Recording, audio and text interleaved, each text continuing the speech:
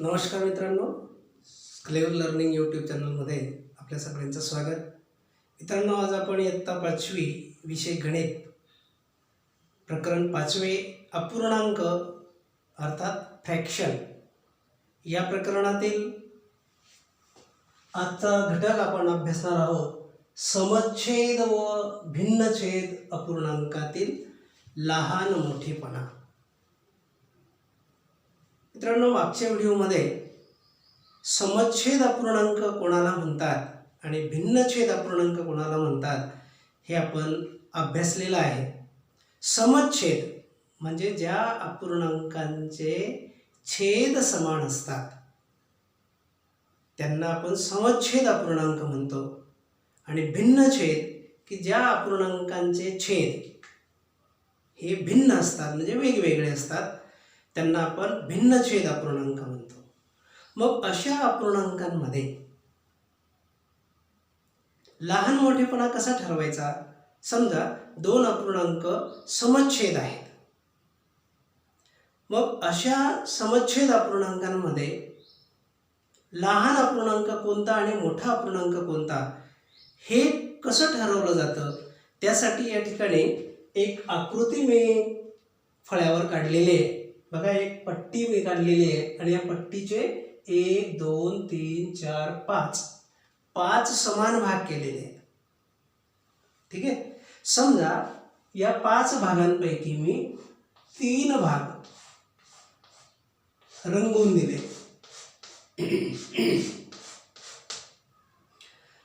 आणि 2 भाग न रंगवलेले आहेत. मग आता मला सांगा, रंगवलेला भाग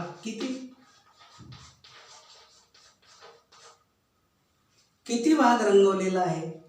तर 3 भाग रंगवलेला आहे. पण किती भागांपैकी? 5 भागांपैकी.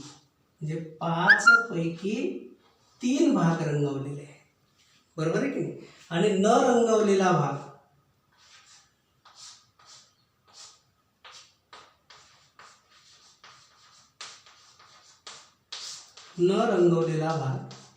किती आहे? तर फक्त 2 आहेत.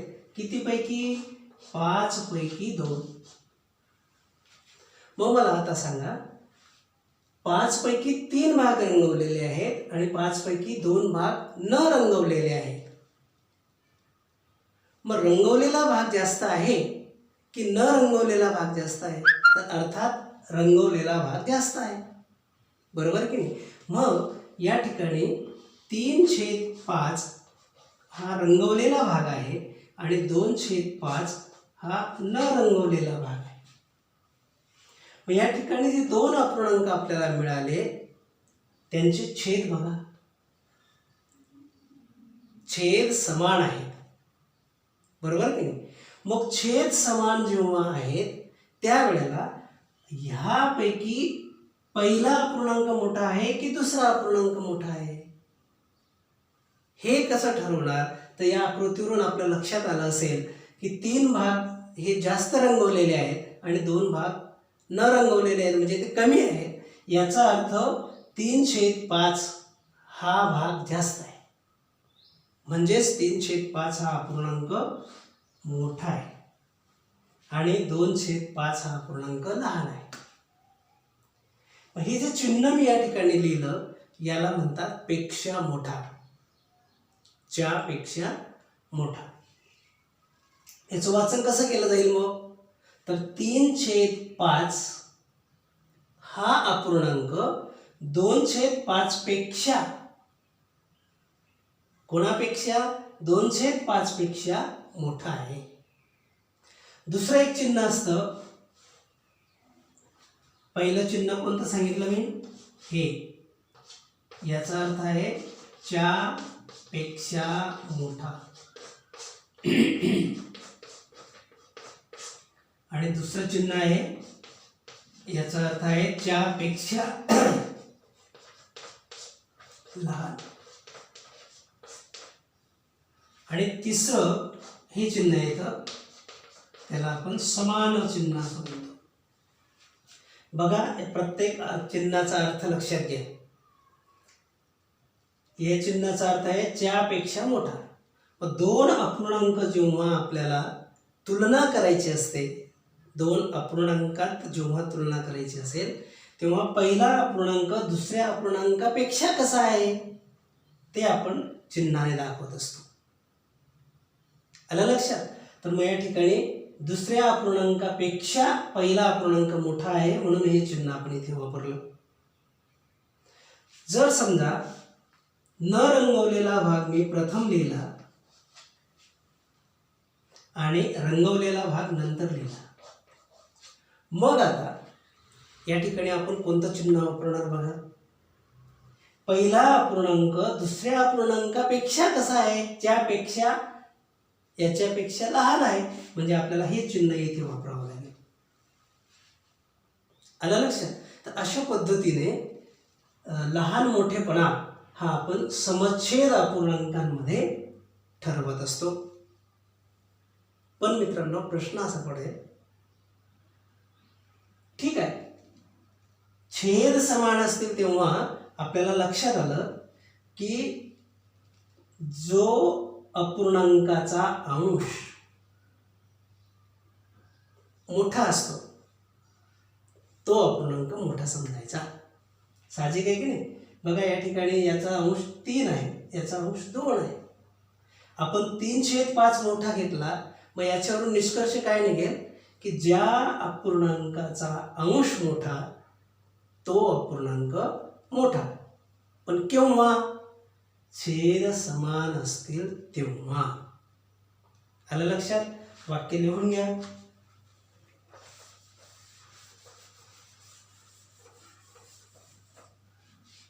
समच्छेद अपूर्णांकात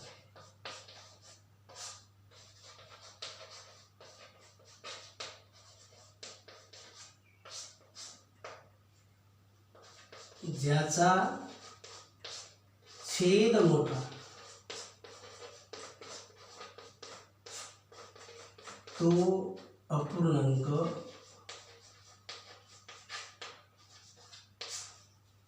मोठा असतो.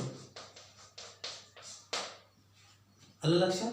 ज्याचा अंश, सॉरी इथे चुकीचा शब्द लिहिला गेला माझ्याकडून. ज्याचा अंश मोठा, समच्छेद अपूर्णांकात ज्याचा अंश मोठा तो अपूर्णांक मोठा असतो. ठीक आहे. पण समजा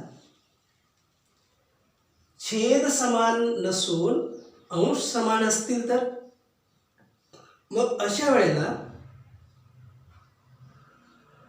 लहान मोठेपणा कसा ठरवायचा, त्याच्यासाठी या ठिकाणी मी 3 पट्ट्या काढलेल्या आहेत. त्या पट्ट्यांवरून आपण अभ्यास करूया. समजा मित्रांनो तिन्ही पट्ट्या मी समान लांबीच्या घेतलेल्या आहेत, पण पहिल्या पट्टीचे 3 समान भाग केले, दुसऱ्या पट्टीचे 4 समान भाग केले आणि तिसऱ्या पट्टीचे 5 समान भाग केले. ठीक आहे. आता जर मी या ठिकाणी 3 समान भागांपैकी 2 भाग रंगवले,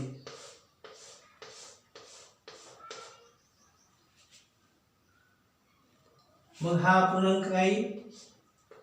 3 पैकी 2 भाग रंगवलेला आहे. आता इथे सुद्धा मी 4 भाग केलेले आहेत, पण त्यापैकी 2च भाग रंगवतो. तर रंगवलेला भाग येणार 4 पैकी 2 म्हणजे 2/4. इथे त्या पट्टीचे मी 5 समान भाग केले, पैकी इथे सुद्धा 2च भाग रंगवतो. मग रंगवलेला भाग येणार 5 पैकी 2. बरोबर की नाही? म्हणजे काय झालं इथे बघा, पहिला अपूर्णांक मिळाला 2/3, दुसरा अपूर्णांक मिळाला 2/4 आणि तिसरा मिळाला 2/5. प्रत्येक अपूर्णांकाचा छेद जर पाहिला तर छेद वेगवेगळे आहेत, पण अंश मात्र सारखे आहेत. बघा जेव्हा छेद समान होते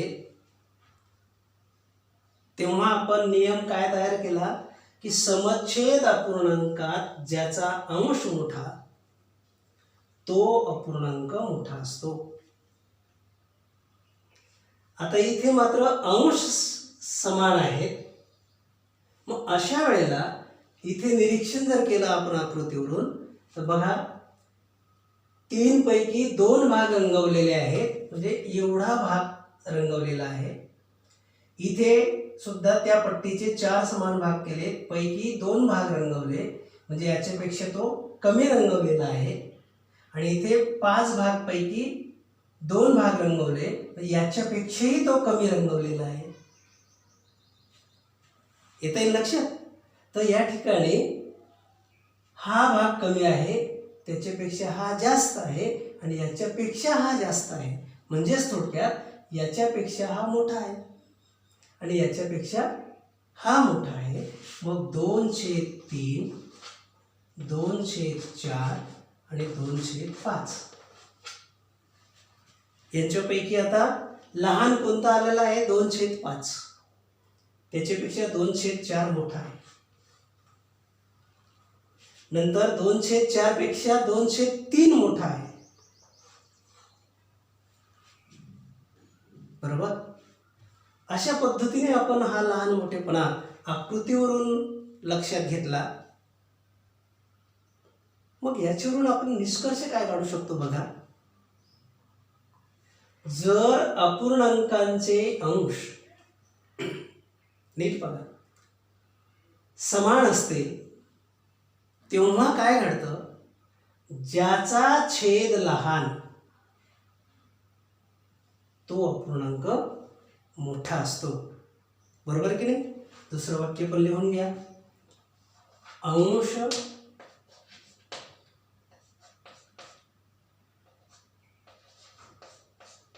समान असणाऱ्या अपूर्णांकात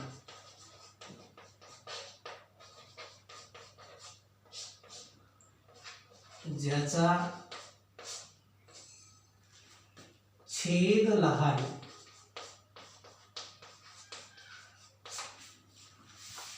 तो अपूर्णांक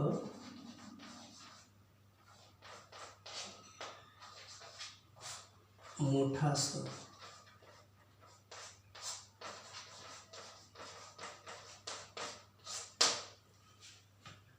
नीट वाक्य लक्षात घ्या. अंश समान असणाऱ्या अपूर्णांकात ज्याचा छेद लहान तो अपूर्णांक मोठा असतो. आलं लक्षात? हे दोन्ही वाक्य तुमच्या वहीमध्ये नोंदवून घ्या. आता पुढचा मुद्दा आपण लक्षात घेऊ. समच्छेद अपूर्णांकातला लहान मोठेपणा आपण समजून घेतला. अंश समान असतील तेव्हा सुद्धा लहान मोठेपणा कसा ठरवायचा तेही लक्षात घेतलं. आता भिन्न छेद अपूर्णांक जर असतील तर त्यांच्यातला लहान मोठेपणा कसा ठरवायचा ते आपण बघूया. एक उदाहरण मी तुमच्यासमोर घेतो. 2 अपूर्णांक लिहितो आणि त्या दोन्ही अपूर्णांकांचे छेद भिन्न घेतो. समजा 2/3 आणि 4/5. बघा या ठिकाणी दोन्ही अपूर्णांकांचे छेद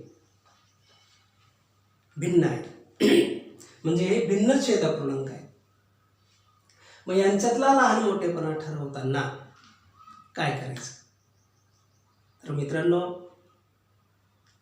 सगळ्यात प्रथम भिन्न छेद अपूर्णांक जर असतील तर त्यांना समच्छेद अपूर्णांकात रूपांतर करायचं आणि नंतर लहान मोठेपणा ठरवायचा. मग समच्छेद अपूर्णांकात कसं रूपांतर करायचं? तर त्या ठिकाणी बघा इथे आहे (3), इथे आहे (5). तर यांचे छेद समान करायचे असतील तर मी मागच्या व्हिडिओमध्ये सांगितलं होतं की 3 आणि 5 यांच्या पट्टीतली संख्या कोणती आहे तो त्याचा छेद करायचा. तेही जर तुमचं लक्षात येत नसेल तर सरळ सरळ दुसऱ्या अपूर्णांकाच्या छेदाने पहिल्या अपूर्णांकाच्या अंशाला आणि छेदाला गुणा,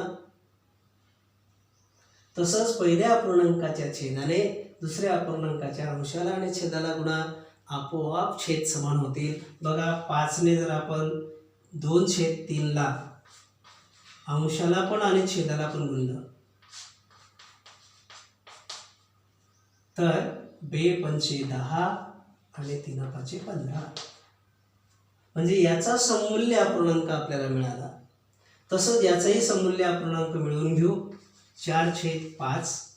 आता याच्या अंशाला आणि छेदाला कितीने गुणायचं तर 3 ने गुणायचं. 4 त्रिक 12, 5 त्रिक 15. ओके, तर या ठिकाणी समच्छेद अपूर्णांक आपल्याला मिळाले आणि मग त्यांच्यामध्ये आपण अगोदर लक्षात घेतलेलंच आहे, समच्छेद अपूर्णांकात ज्याचा अंश मोठा तो अपूर्णांक मोठा असतो. या ठिकाणी 12/15 या अपूर्णांकाचा अंश मोठा आहे, म्हणजेच थोडक्यात पहिला अपूर्णांक हा लहान आहे आणि दुसरा अपूर्णांक मोठा आहे. मग यांच्यामध्ये लहान मोठेपणा मांडताना आपण कसं मांडणार, तर पहिला अपूर्णांक दुसऱ्या अपूर्णांकापेक्षा कसा आहे हे आपण चिन्ह रूपाने दाखवत असतो. तर पहिला अपूर्णांक लहान आहे म्हणून इथे आपण चिन्ह वापरणार पेक्षा लहान, बरोबर. आणि मग आपल्याला मूळ उदाहरण तर हे आहे नाही का, यांचे सममूल्य अपूर्णांक आपण मिळवले समच्छेद अपूर्णांकात रूपांतर करून. मग तिथे पहिला अपूर्णांक लहान मिळालेला आहे, म्हणजेच यांच्यातला लहान मोठेपणा आपल्याला मांडावा लागेल. 2/3 हा लहान आहे 4/5 पेक्षा. ओके, तर अशा पद्धतीने भिन्न छेद अपूर्णांकांमध्ये जेव्हा आपल्याला लहान मोठेपणा ठरवायचा असेल तेव्हा काय करायचं, त्यांचं रूपांतर समच्छेद अपूर्णांकात करून मग त्यांच्यामधला लहान मोठेपणा हा आपण ठरवायचा आहे. आलं लक्षात. तर मित्रांनो, या मुद्द्यावर आधारित तुमच्या पुस्तकामध्ये उदाहरण संग्रह 19 मध्ये काही प्रश्न विचारलेले आहेत. ती उदाहरणं आपण आता सोडवायचा प्रयत्न करूया. बघा, प्रश्न आहे, खालील अपूर्णांकांच्या जोड्यांमधील चौकटीत हे कोणतं चिन्ह आहे, पेक्षा लहान, हे आहे पेक्षा मोठं आणि हे आहे समान. पेक्षा लहान किंवा पेक्षा मोठा किंवा समान यापैकी योग्य चिन्ह द्या. चला तर बघूया. पहिली जोडी आहे 3/8 आणि 2/8. इथे समच्छेद अपूर्णांक आहेत. मग समच्छेद अपूर्णांकांमध्ये आपण काय नियम ठरवलेला आहे, ज्याचा अंश मोठा तो अपूर्णांक मोठा. मग पहिला अपूर्णांक मोठा येईल, या ठिकाणी चिन्ह वापरावं लागेल आपल्याला पेक्षा मोठा. इथे बघा, इथे सुद्धा छेद समान आहे, बरोबर. मग छेद समान असतील तेव्हा अंश पाहायचा, ज्याचा अंश मोठा तो अपूर्णांक मोठा. पण मग आता चिन्ह वापरत असताना पहिला अपूर्णांक दुसऱ्यापेक्षा कसा आहे ते आपण चिन्ह रूपाने दाखवत असतो. तर पहिला अपूर्णांक लहान आहे म्हणून इथे चिन्ह वापरावं लागेल आपल्याला पेक्षा लहान. ठीक आहे. आता इथे बघा, इथे काय झालंय, अंश समान आहे, बरोबर की नाही. अंश समान आहे तेव्हा आपण इथे काय पाहायचं, छेद पाहायचे. ज्याचा छेद मोठा, या ठिकाणी जेव्हा 3 भाग केले होते मी एका पट्टीचे, इथे 4 भाग केले होते, नंतर इथे काय केलं होतं, 5 भाग केले होते नाही का. 1 2 3 4 5. इथे 2 भाग रंगवले, इथे पण 2 भाग रंगवले आणि इथे पण 2 भाग रंगवले. तर झालं काय, इथे याच्यापेक्षा हा मोठा दिसतोय आणि याच्यापेक्षा हा मोठा दिसतोय. इथे 2/3, इथे येणार 4/2 आणि इथे येणार 5/2. आता हा लहान आहे, याच्यापेक्षा हा मोठा दिसतोय आणि याच्यापेक्षा हा मोठा दिसतोय, म्हणजे 2/3 मोठा आहे 2/4 पेक्षा आणि 2/4 पेक्षा मोठा आहे 2/5 पेक्षा. मग काय झालं इथे नियम काय वापरला होता आपण, ज्याचा छेद लहान अंश समान असतील तेव्हा ज्याचा छेद लहान तो मोठा, बरोबर की नाही. मग तोच नियम अगदी तोच नियम इथे वापरायचा आहे. बघा अंश समान आहेत, मग छेद बघा इथे छेद 11 आहे इथे 13 आहे. मग काय नियम वापरणार, ज्याचा छेद लहान